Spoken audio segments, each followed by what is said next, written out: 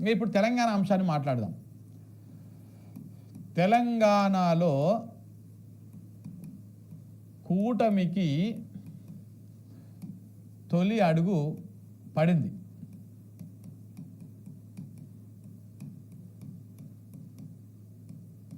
తొలి అడుగు పడింది కూటమికి. రాజాసింగ్ రాజీనామాతోటి తొలి అడుగు పడింది. రాజాసింగ్ రాజీనామాకు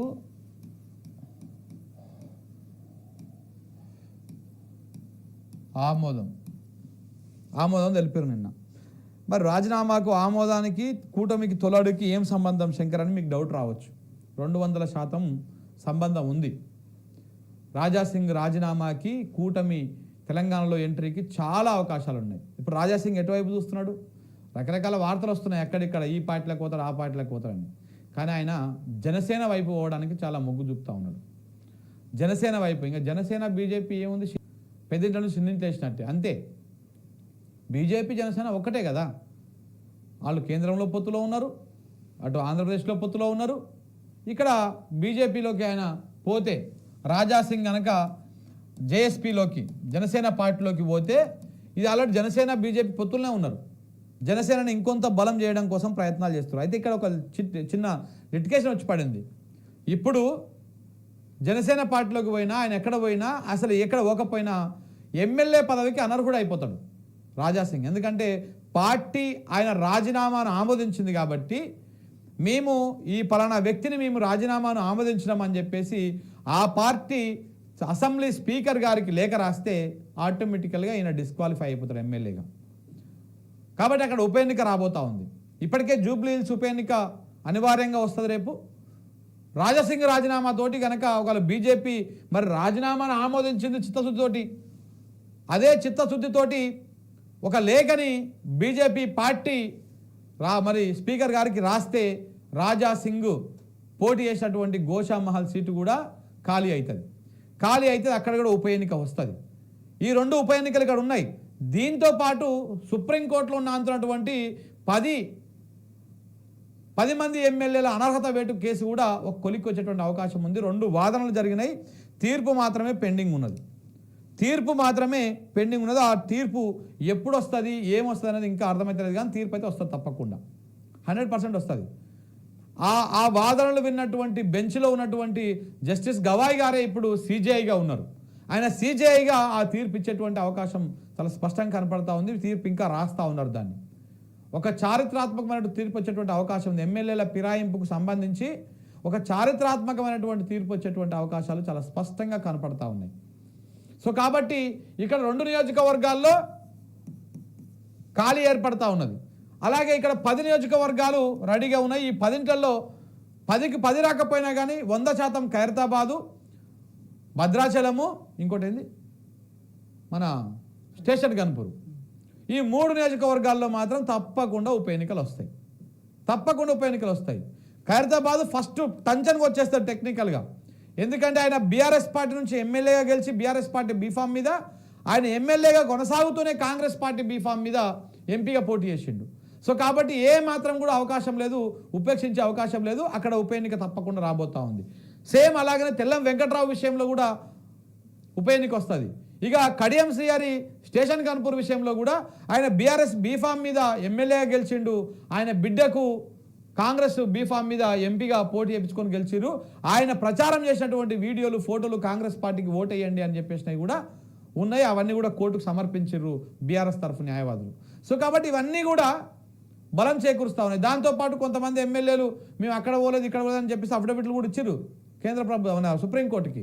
కానీ ఏమవుతుంది తెలియదు. ఈ 10 మంది మీద వేటు పడకపోయినా కానీ తప్పకుండా 3 ఎమ్మెల్యేల మీద వేటు పడుతుంది. సో ఇప్పటికే 2 ఖాళీ అవుతున్నాయి. ఈ 10 మందిలో 3 మస్ట్గా రాబోతా ఉన్నారు. మొత్తం 5 నియోజకవర్గాల్లో ఉప ఎన్నికలు వచ్చేటువంటి అవకాశం కనపడతా ఉంది. ఈ ఉప ఎన్నికల్లో వచ్చే లోపలనే ఇక్కడ కూటమి ఎంటర్ అయిపోతున్నాడు తెలంగాణకి. తెలంగాణకి ఎంటర్ అయిపోతుంది. జనసేన రూపంలో ఇక్కడ బలపడేటువంటి అవకాశం ఉంటుంది. లేకపోతే టీడీపీకి పోవడం, ఆయన రెండిట్లో ఏదో ఒకటి చేస్తాడు.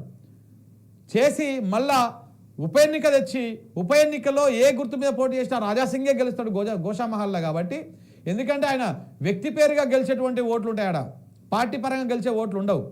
ఒకవేళ వాడ బీజేపీ పోటీ పెట్టినా వేరే క్యాండిడేట్ని తూతూ మంత్రంగా ఏదో డమ్మీ క్యాండిడేట్ని పెడతారు. ఆయన టీడీపీ నుంచి పోటీ చేస్తే గెలుస్తాడు, పోటీ చేసినా గెలిచే విధంగా, జనసేన నుంచి పోటీ చేసిన ఉప ఎన్నికల్లో గెలిచే విధంగా చేసి ఇంకో ఇక్కడ టీడీపీ మన జనసేన బలంగా ఉంది అని చెప్పే ప్రయత్నం కూడా చేస్తారన్నమాట. అలాగనే ఇవన్నీ కూడా ఒక రాజకీయ చదరంగం నడుస్తూ ఉన్నది రాష్ట్రంలో. హైదరాబాద్ నుంచే దీన్ని ప్రారంభించేటువంటి అవకాశాలు కనపడతా ఉన్నాయి. బీహార్ ఎన్నికలతోటి ఈ రెండు ఉప ఎన్నికలు, ఈ రెండు స్థానాల్లో ఉప ఎన్నికలు వచ్చేటువంటి ఛాన్సెస్ కనపడతా ఉన్నాయి. ఈ రెండు స్థానాల్లో కూడా కూటమి అభ్యర్థులు నిలబడేటువంటి పరిస్థితులే కనపడతా ఉన్నాయి. సో కాబట్టి మరి రాజాసింగ్ టీడీపీ వైపు పోతాడా, జనసేన వైపు పోతాడా? జనసేన వైపు పోతాడని చెప్పేసి బాగా చర్చ నడుస్తూ ఉంది. ఇంకా ఆయనైతే ఏం ప్రకటించలేదు. అంత ఈజీగా బీజేపీ ఆయన రాజీనామాను ఆమోదించింది అంటేనే ఇక్కడ మనం అర్థం చేసుకోవాలి ఏదో కథ ఉన్నది వెనకాల. తెర వెనకాల ఏం లేకుండా బీజేపీ ఎందుకు వదులుకుంటుంది? ఒక ఎమ్మెల్యేని ఎందుకు వదులుకుంటుంది? జనసేనలకు ఆయన పోవడము, అక్కడ ఆయన పోటీ చేయడము, జనసేన నుంచి గెలవడము, ఆ జనసేన ఇక్కడ ఉందని చెప్పేసి రాష్ట్ర వ్యాప్తంగా తిరగడము, జనసైనికులని ఏకం చేయడము, ఇట్లాంటివన్నీ కూడా జరుగుతాయి. ఇవన్నీ జరిగి చివరికి ఏమవుతుంది? ఆల్రెడీ టీడీపీ కొంత అక్కడిక్కడ ఉన్నది, అలా పార్టీ ఆఫీస్ ఉన్నది కాబట్టి ఇక టీడీపీ కూడా ఆల్రెడీ జనాల వరకు తిరుగుతుంది అనమాట. సో ఇట్లా కూటమి ఎంటర్ అయిపోతుంది. జనసేన బీజేపీ ఇప్పుడే ఒకటి కావు, ఇక్కడ తెలంగాణలో ఇప్పుడే ఏకం కావు. వెనకాల సపోర్ట్ చేసుకుంటూ పోతాయి. ఎన్నికల నాటికి 2029 ఎన్నికల నాటికి ఏకమవుతాయి. అప్పుడు ఏకమయ్యి టీడీపీ, జనసేన, బీజేపీ పొత్తు పెట్టుకుంటాయి. పొత్తు పెట్టుకొని కూటమి ఒకవైపు పోటీ, కాంగ్రెస్ ఒకవైపు పోటీ, బీఆర్ఎస్ ఒకవైపు పోటీ. కాంగ్రెస్ ప్రభుత్వం ఉంది కాబట్టి ప్రభుత్వ వ్యతిరేక ఓటు ఇటు కూటమికి, ఇటు బీఆర్ఎస్కు చీలిపోతుంది. కాంగ్రెస్ కూడా సేఫ్ జోన్లో బయటపడుతున్నటువంటి ఆలోచన జరుగుతూ ఉన్నది. సో కాబట్టి మరి తెలంగాణ ప్రజలు ఏం చేస్తారు? మళ్ళా 2018 ఎన్నికల్లో ఇట్లనే అంటే అప్పుడు ఒక కూటమి వర్సెస్ ఇది మూడే ఉండే. బీజేపీ సపరేట్గా పోటీ చేసింది, టీడీపీ కాంగ్రెస్ కూటమి పెట్టుకున్నది, ఇక్కడనేమో బీఆర్ఎస్ ఒంటరిగా పోటీ చేసింది. మరి ఏం జరగబోతా ఉంది వచ్చే ఎన్నికల్లో? మళ్ళా కూటమికో లేకపోతే బీజేపీకో అవకాశం ఇస్తారా తెలంగాణ ప్రజలు? లేకపోతే వీళ్ళందరూ వద్దు, మళ్ళీ లేనిపోని పర్సను తెలంగాణ ఆగమైపోతుంది అని చెప్పేసి మళ్ళీ కేసీఆర్ గారికి పట్టం కడతారా? ఏమవుతుంది అనేది మాత్రం చాలా ఆసక్తికరంగా మారబోతా ఉన్నది. సో కాబట్టి ఏది ఏమైనా కూటమికి మాత్రం తొలి అడుగైతే పడ్డది.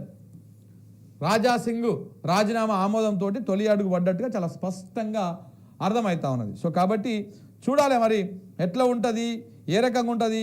ఎందుకంటే మనం అంతకుముందుకే మనం ఒకసారి మాట్లాడుకున్నాం కూడా, టీడీపీ, బీజేపీ, జనసేన కూటమి కోసమే ఈ కుల మీడియా అంతా కూడా కథలను వడ్డీ వారుస్తూ ఉన్నదని చెప్పేసి కూడా మనం చాలాసార్లు మాట్లాడుకున్నాం. అవన్నిటికీ నిజస్వరూపం కనపడతా ఉంది ఇప్పుడు.